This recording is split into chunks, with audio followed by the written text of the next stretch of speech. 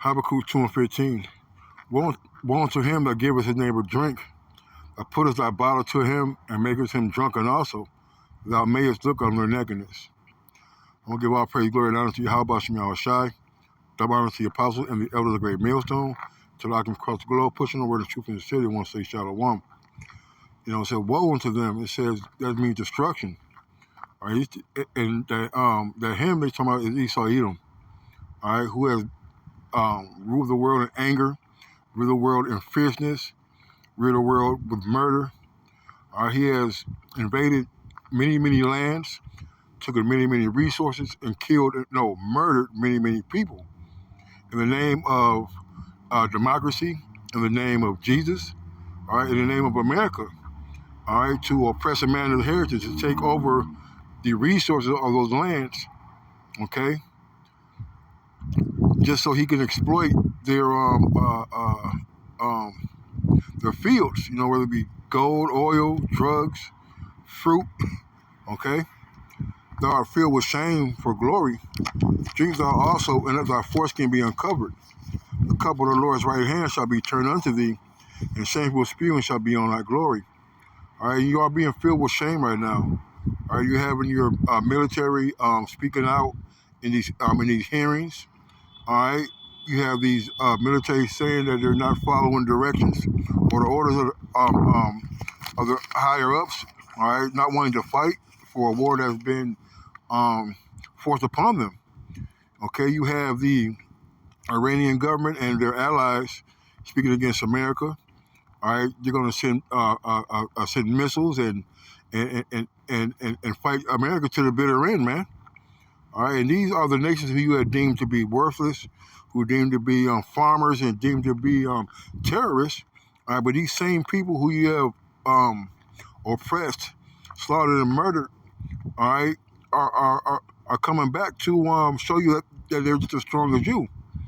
They may not have the so-called technology or the amount, but they have allies and they have the will, all right, to fight you back, you know? And everybody's starting to see the weakness in your armor, man, which is your pride, all right? That golden dome, all right, that's over Jerusalem, that's over Israel, is being flooded, all right, inundated with missiles across their border, okay?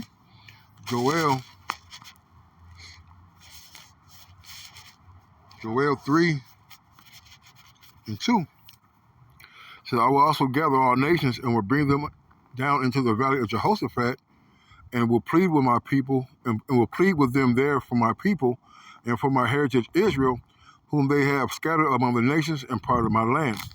You know, and this is ultimately going to lead, all right, to the, all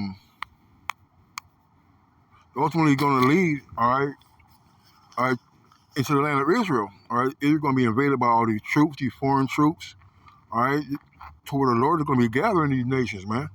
They're gathering there for judgment, because it all boils down to the salvation and the salvation and the redemption, all right, of Israel.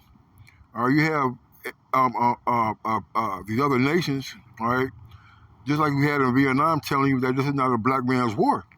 All right, they're not in it with the so-called tribes. They're in it with the so-called devil, man. All right, and this is going to be the recompense, all right, the judgment that's going to be bestowed upon them by Yahweh Shem Yahushai. Because even Ishmael, all right, which are the Arabs, all right, they have a part in our oppression too.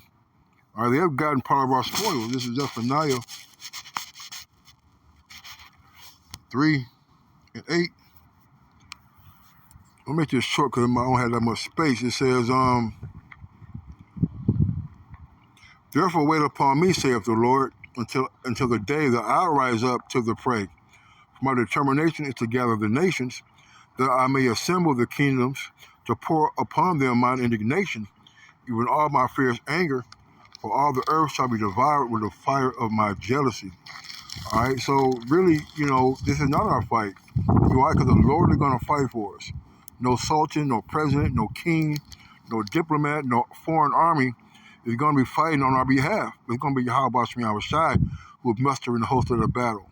These are all plans, you know, to institute the MOTB microchip, which is on the way. All right, and the World War III is going to be the ultimate end for these nations that are gathered there in our land. All right, because Iran and Israel and Palestine, all right, they're fighting over, they're fighting over things that don't belong to them. The earth, the world, all right, it belongs to the children of Israel, man. The nation of Israel, the 12 tribes. Okay, and we're waiting for Yahweh Shemi outside to fight up for us. And when they meet to the valley of Jehoshaphat, all right, you're gonna see the fire of the Lord, which is chariots, all right, coming down, all right, to destroy that land. And Israel will be destroyed. Second Ezra 15, 15 and 20. Behold, saith the Most High, I will call together all the kings of the earth to reverence me, which are from the rising of the sun, from the south, from the east, and Libanus, to turn themselves one against another and repay the things that I have done to them. Like as they do yet this day unto my chosen, so will I do also, and recompense in their bosom, thus saith the Lord. All right, and that's what the Lord is doing now. He's gathering all the kings. At the end of the day, like a second Ezra talks about how they were scared and durst fight. You see, they're gonna gather together over there to fight each other. When the Lord, let me see if I can get that real quick.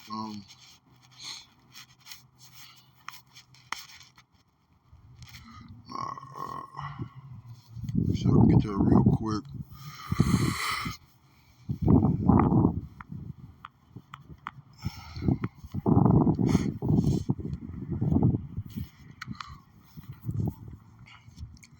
It says, I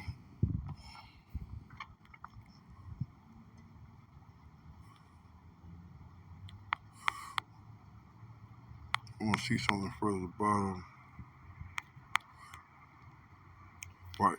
So that's 13. And it says,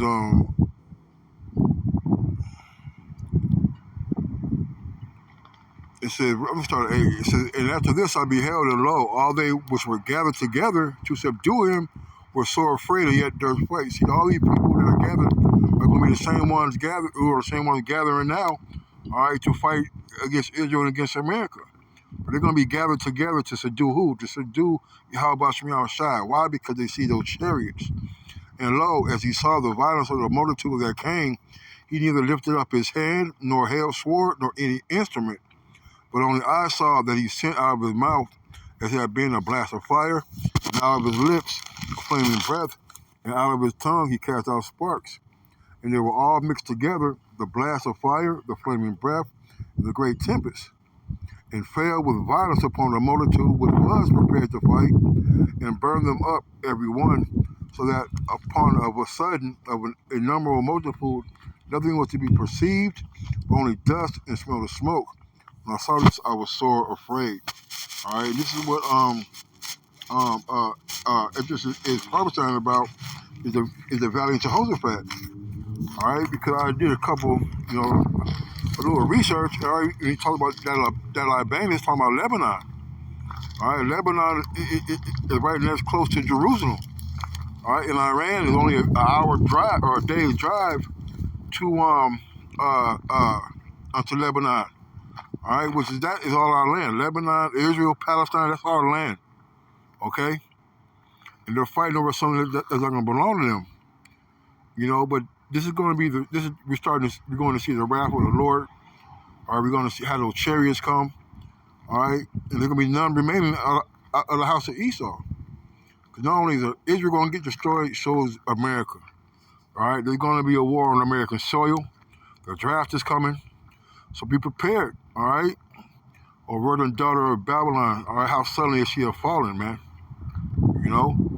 So we're loving to see what's going on, man. We're loving the build up. All right, to Armageddon, man. With that, I'm gonna say Shalom and the Bible bar.